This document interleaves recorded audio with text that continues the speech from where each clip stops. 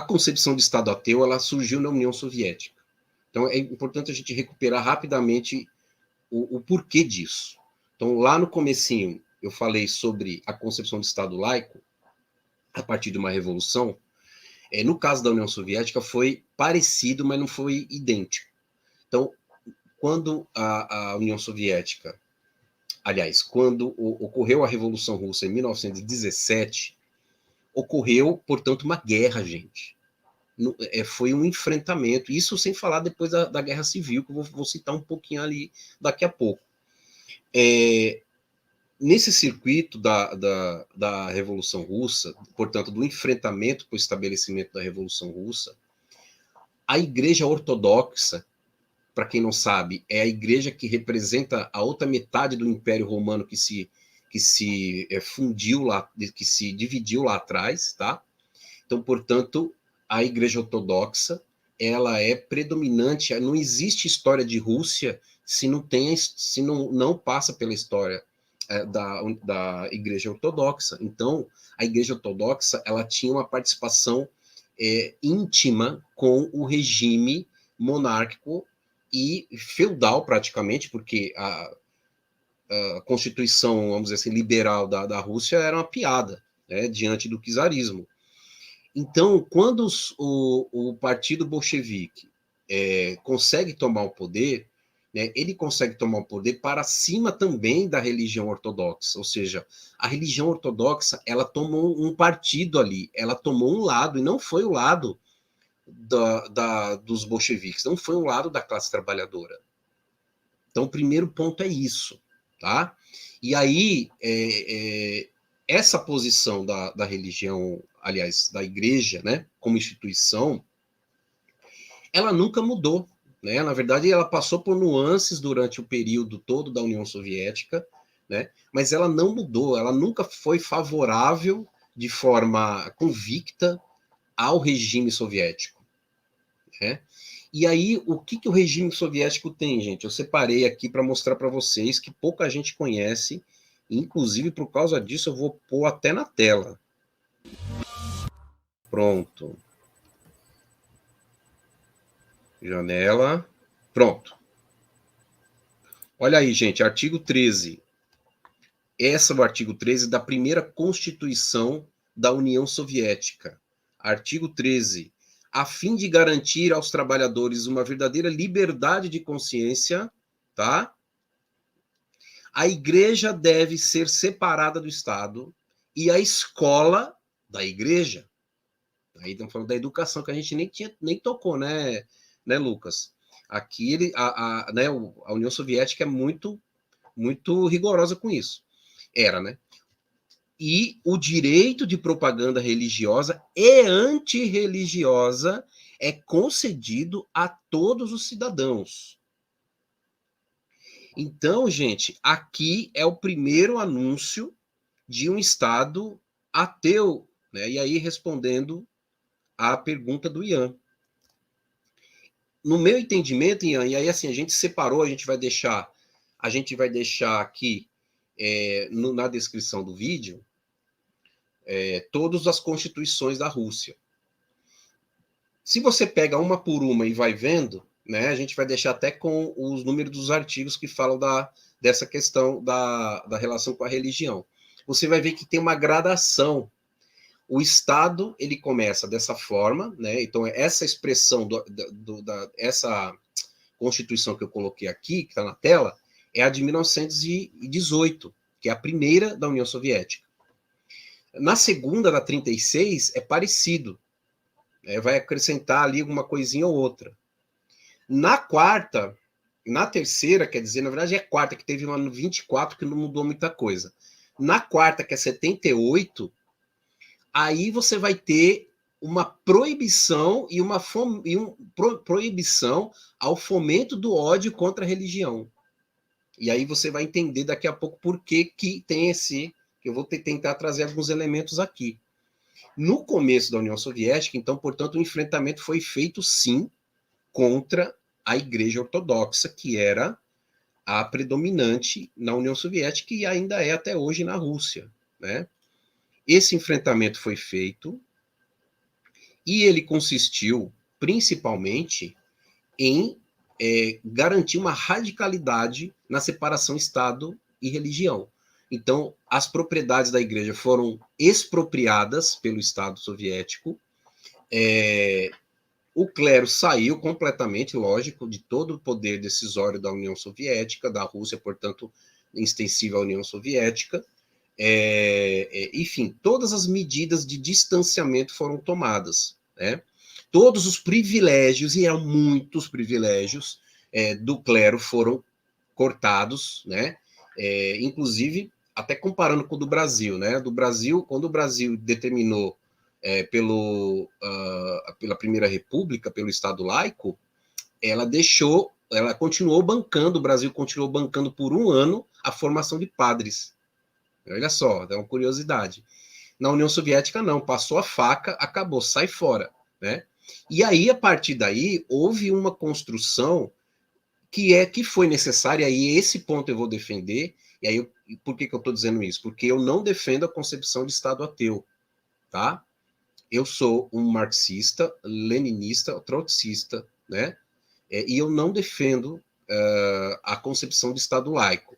Hoje, nem as outras correntes marxistas defendem a concepção de Estado laico, porque ela foi realmente problemática. Eu vou trazer aqui um pouco. Por quê? Porque, assim, no começo foi necessário construir uma compreensão a partir dos soviets, que eram os comitês locais. Né?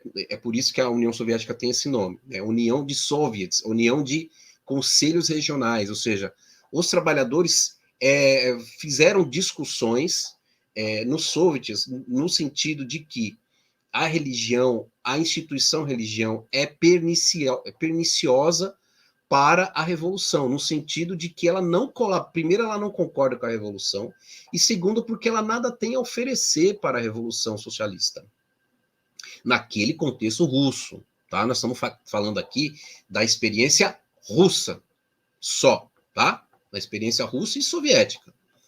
E aí, isso vai rolar ali, a partir da Constituição, portanto, 17, 18, até a morte de Lenin, né? E até a morte de Lenin, gente, ocorreu a guerra civil na Rússia. A Rússia foi invadida por vários países da Europa, porque os países da Europa não admitiam o êxito de uma revolução socialista. De um país pobre, mas que eles perceberam que a partir da revolução a Rússia começou a levantar economicamente, socialmente, culturalmente. Então, o que é isso? É uma ameaça. Né? Então, portanto, e principalmente depois da derrubada da tentativa da Revolução Socialista na Alemanha, com Rosa Luxemburgo, uma pena que não aconteceu, né, Lucas? Aí a Europa se empolgou com isso. Não, se a gente derrubou aqui, vamos derrubar, vamos para cima da Rússia. Foram para cima da Rússia e a Rússia ganhou, gente, a guerra civil. E quando se fala em guerra civil, nós estamos falando de partidos que se colocavam no campo socialista e que não queriam a revolução bolchevique radical como ela foi. Queria algo que fizesse ali um bem bolado com as classes mais ricas, né? O chamado hoje de conciliação de classes, né? Então, quando a revolução, ela consegue ganhar a guerra civil, ela fica em frangalhos. E nesse momento o Lenin morre. E neste momento assume Stalin. Ao assumir em Stalin, você tem a Constituição de 24 e depois a de 36. Né? E aí, dentro desse circuito, entram outros elementos que estão nas nossas referências aí, que nós vamos colocar na descrição, que é sobre como que se organizou o ateísmo na Rússia. Não é? Então, portanto, para defender a apartação da religião com o Estado socialista, não foi utilizada a concepção de Estado laico. Até porque era uma concepção muito nova, como eu falei no começo da live. A concepção ela nasceu na França em 1905, com características burguesas. como nós estamos falando de uma revolução socialista, ou seja, a derrubada do regime pretensamente liberal, mas czarista e, portanto, quase feudal, e pela a implantação de um sistema socialista, então nós não estamos falando do Estado laico, nós estamos falando de uma outra proposta, que naquele momento, hoje a gente tem um entendimento de que deveria ser Estado laico, sim, ou secular, né, se não quiser. Depois nós vamos falar da polêmica lá, sobre ateísmo liberal e tudo mais. E aí, o que acontece?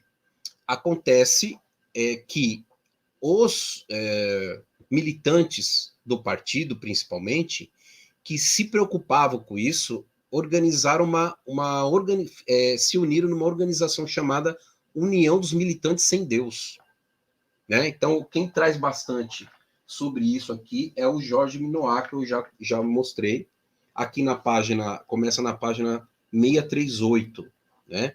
Ele fala o movimento do sem Deus na União Soviética, de 1925 a 35, né? Em 10 anos, gente, esta união do movimento, aliás, essa união dos militantes sem Deus, agregou 7 milhões de membros dentro da Rússia e fora da Rússia. Ela se aliou e depois rompeu, tem um histórico aí, com a União dos Livres Pensadores na França. Ela fez uma intervenção nas internacionais socialistas, ou seja, foi um movimento importante, mas foi um movimento que operacionalizou a concepção antirreligiosa do Estado soviético, autorizada pela sua Constituição. Portanto, se a União Soviética é dirigida por cidadãos que têm o direito de fazer propaganda antirreligiosa, esses cidadãos, portanto, esses militantes, foram até as últimas consequências. Então, eles fizeram esse movimento, sim, com o apoio do Estado soviético, sim. Né? Eles perseguiram as religiões, eles destruíram igrejas, fizeram propaganda mesmo, né? Inclusive na própria Constituição consta propaganda. Rolou execução, porque era o naipe do Stalin, né? Executar quem não concorda com o seu regime e com o seu domínio de poder. Só que aí tem, a partir de 35, uma virada. E essa virada, veja só, acontece quando? Tem dois movimentos aí. O primeiro é que a União dos Militantes Sem Deus começa a ver que o seu trabalho estava feito. Então, as pessoas começaram a sair da instituição, né, dessa organização. Tinha um jornal chegou a 400 mil tiragens, uma tiragem de 400 mil exemplares, e esse jornal foi reduzindo também de assinaturas, e aí não se entendia por quê, né? E aí, na leitura do Jorge Minoir e também da Amanda Smokin, Amanda, né, Lucas, deixa eu ver aqui, deixa eu ver se eu estou falando corretamente. Amanda não, Vitória Smokin, que é um livro apresentado pelo Ricardo Russell, que tem um canal aqui no YouTube também que leva esse mesmo nome. Ricardo Russell é o principal historiador do ateísmo no Brasil. Né? Ele é um fenômeno. Né? Então, eu pago pau para ele. Ele é uma das minhas referências, né, para abrir esse canal, inclusive. Tá? Repito aqui para vocês. E ele no canal, né, o Ricardo no canal dele, ele traz, vamos deixar aqui os links também para vocês, ele traz 3 vídeos. Ele apresenta o livro da Vitória Smokin, que fala sobre a religião na União Soviética e, portanto, faz um apanhado não, faz uma avaliação, uma historicização, na verdade, e ele detalha sobre a União dos Militantes Sem Deus em outro vídeo, né? Nesse vídeo, e ele também discute lá no canal do Mago do Realismo sobre isso. Desse detalhamento, o Ricardo ele traz um elemento muito importante que foi construído pela Smokin no livro dela, que quando o movimento, né, a União dos Militantes de Deus percebe que o trabalho deles não rolou, ou seja, as pessoas não deixaram de ser religiosas. E aí, gente, mais para frente a gente vai trazer os elementos para a gente entender por que as pessoas não dá para você entrar na cabeça da pessoa e virar a chave dela.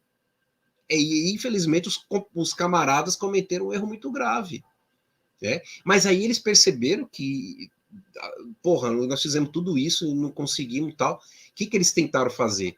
Eles tentaram criar rituais cívicos seculares para se contrapor aos rituais religiosos. Então, por exemplo, inventaram um tipo de batismo comunista, socialista, inventaram um tipo de crisma comunista. Ridículo, né, gente? Desculpa os camaradas, a memória dos camaradas, mas ridículo, né? Tentar fazer isso. É lógico que não ia dar certo, né? E aí, o outro elemento, que é o segundo que eu queria colocar, é que a União Soviética precisou fazer uma inflexão política de larga escala com a chegada do fascismo. Então perceba que a análise do Minoir vai até 35 e Minoir, ele coloca uma lei como interpretação do que ele entende, e eu concordo, embora eu não seja ainda um especialista sobre isso, mas até onde eu li, eu não li esse livro da Sbokling, ele está em inglês, só o camarada Lucas que consegue ler inglês aqui nesta live, por enquanto, né? Mas a partir do que o Ricardo trouxe, eu entendi que a Rússia teve que fazer essa inflexão, e essa inflexão pegou no seguinte, gente. Se antes, né, e aí pensando como os soviéticos, né? Se antes a gente foi até o proletário e falou para ele, para com esse negócio de religião, não vai fazer isso, para com isso, não sei o quê, e não aconteceu, significa que a gente ficou lá enchendo o saco deles, significa que a gente ficou lá molestando eles, né? Espizinhando eles por um motivo que a gente achava interessante. Não rolou, não, a gente percebeu que não deu certo. E agora a gente precisa desses companheiros que são cristãos, vamos supor, eles têm religião, mas eles não podem ser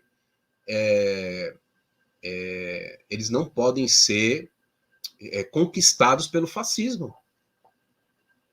Então a gente tem que se virar de uma outra forma para a classe trabalhadora mais religiosa, porque senão a gente vai perder. Então, neste movimento, né, a União Soviética faz uma inflexão, e aí, portanto, entra um pouco sobre o que o Ian colocou aqui na pergunta dele. No meu entendimento, a Rússia começa a se laicizar aí, certo? A se secularizar, ou seja, dar o caráter mais laico do que ateu ao seu Estado neste momento. Vai ter um outro capítulo dessa inflexão, que é perto do fim da Segunda Guerra, isso aí é a Smokley que traz também, nos comentários do Ricardo Russell, quando o próprio Stalin senta com o patriarca da Igreja Ortodoxa e faz uma pactuação ali interna para que a Igreja se coloque do lado da União Soviética na guerra. Né? E isso foi importante para poder fazer com que a população pudesse realmente estar convicta da importância do enfrentamento para derrubar, neste momento, não só o fascismo de Mussolini, como começou lá em 1935, mas agora o nazismo do Hitler. Né? Então, vejam que essa inflexão tornou, né, forçou, na verdade, a um reconhecimento da União Soviética de que não faz o menor sentido você querer obrigar, se teve que recorrer ao trabalhador que tem uma religiosidade forte para uma questão política de regime, de Estado e, portanto, estratégica, como que você vai depois querer voltar à mesma carga de querer exigir o ateísmo dessas pessoas? Então, acaba que essa concepção ela vai se diluir e na Constituição de 78 da Rússia, né, eu vou colocar para vocês aqui, vai ter uma diferença importante na concepção. Olhem aí, artigo 52. Tá? Vou aumentar um pouquinho aqui. Artigo 52. É assegurada aos cidadãos da União Soviética a liberdade de consciência, isto é, o direito de professar ou não qualquer religião. Aqui tem uma mistura, então aqui mostra a influência já da liberdade religiosa, certo? Antes, esse trecho não estava na Constituição anterior, esse trecho aqui, o direito de professar ou não qualquer religião. E de realizar cultos, olha só a discussão do culto dentro da liberdade religiosa que eu mencionei. Então, né, a União Soviética colocou para dentro da sua concepção estatal e legal e jurídico-política a concepção de laicidade de Estado. Né? Então, vamos ler de novo. Ó. É assegurada o direito de professar ou não religião, realizar cultos religiosos ou propaganda ateísta. Então, aí garantiu, né, os dois polos, a incitação, veja só, a incitação à hostilidade ou ao ódio por motivos religiosos é proibida. Então, é a primeira vez que isso aparece na Constituição Russa, em 1978, que é quando a Rússia começa a fazer os seus movimentos para a sua restauração capitalista, né, perestroika e tudo mais. Ou seja, quando a gente vai olhar para Cuba, a Cuba faz o mesmo movimento, lógico, com circunstâncias históricas diferentes. Cuba era o Estado ateu, e na medida em que as condições políticas, as circunstâncias, a conjuntura do momento, incluindo principalmente a questão do embargo dos Estados Unidos e outros elementos, forçam a Cuba a se voltar para o seu próprio povo, né, para ganhar um entendimento de que, a partir da religião e do respeito de uma forma diferenciada à religião, a existência da religião no Estado, então Cuba se torna também um Estado laico. Né? Então, voltando para a Rússia, depois dessa Constituição de 78, vai ter a Constituição já da dissolução, aliás, depois, né? Da dissolução da União Soviética e, portanto, estabelecendo a concepção de Estado laico, mas, bom, o Lucas, ele tem uma proximidade aí bem íntima com a Rússia, aí, né, que eu tô sabendo aí, se ele quiser falar, depois ele fala. Mas, pelo pouquinho que eu sei da Rússia, é meio parecido com o Brasil nesse campo da laicidade, né? A Igreja Ortodoxa bem do ladinho ali do Putin, bem do ladinho, né? Apoiando a guerra, jogando água benta nos mísseis, olha aí, né? Esse é o Estado laico da Rússia. Sim, eu tenho uma proximidade um pouco maior com a Rússia, tanto que pretendo fazer meu intercâmbio para lá, mas nessa perspectiva, acho que a gente tem dois âmbitos para a gente olhar. O âmbito governamental e o âmbito populacional. Né? No âmbito populacional, tá? É claro que aqui eu vou falar com conhecimento de causa, mas é algo anedótico, né? Não é uma coisa, obviamente, pesquisada, né? Uma coisa que vi no dia a dia, que é justamente a questão de que as pessoas não ligam muito. Tipo, as pessoas, no geral, os russos, né? Principalmente as pessoas da minha idade, né? 22, 23 anos, nessa faixa dos 18, assim, não ligam muito para a religião. Não é que eles não acreditem, é que eles simplesmente não se importam. Tipo, não importa muito. É quase como se fosse um tipo de apateísmo, né? Onde a gente tem um tipo, Deus existe, Deus não existe? Não sei, não me importa se ele existe ou não, não muda em nada na minha vida. Então, em grande parte, né, eu vejo sim que os russos têm uma certa ignorância, sim, eles não se importam muito com questões religiosas, não tanto quanto as pessoas se importam aqui, ao ponto de tratar isso como um dogma, né? E na questão governamental, que, é claro, a Igreja Ortodoxa está muito próxima, Mas uma curiosidade também muito interessante sobre a Rússia é que os testemunhos de Jeová lá são tidos como um tipo de seita, até quase como terrorista, tá? Ser testemunho de Jeová lá é até proibido, inclusive. Eles tratam eles como se fossem realmente um tipo de seita terrorista que ameaça o Estado, né? Eu já li algumas reportagens sobre isso. É claro que o governo russo às vezes lida com isso de uma forma não tão, como posso dizer, não tão ética assim, né? Tem bastante relato de testemunhas de Jeová lá que foi até torturado, enfim. Mas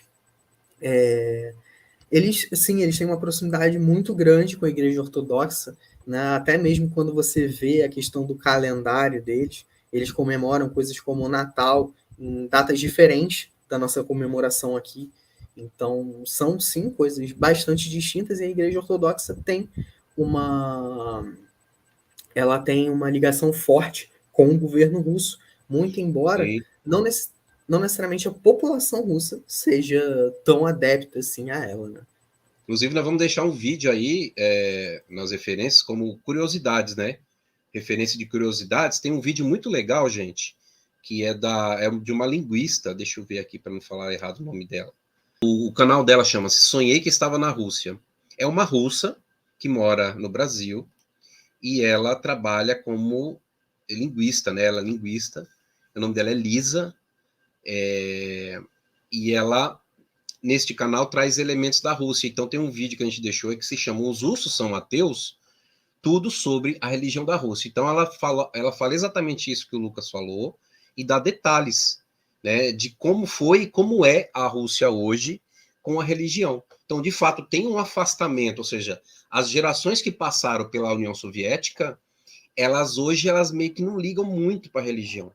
Então, eu interpreto isso, Lucas, como assim, eu não sou nem ateu e não sou nem, como você falou, ali um apateísmo, ou no limite os que vão falar um pouquinho, sei lá, um agnosticismo, mas está mais para o apateísmo, né?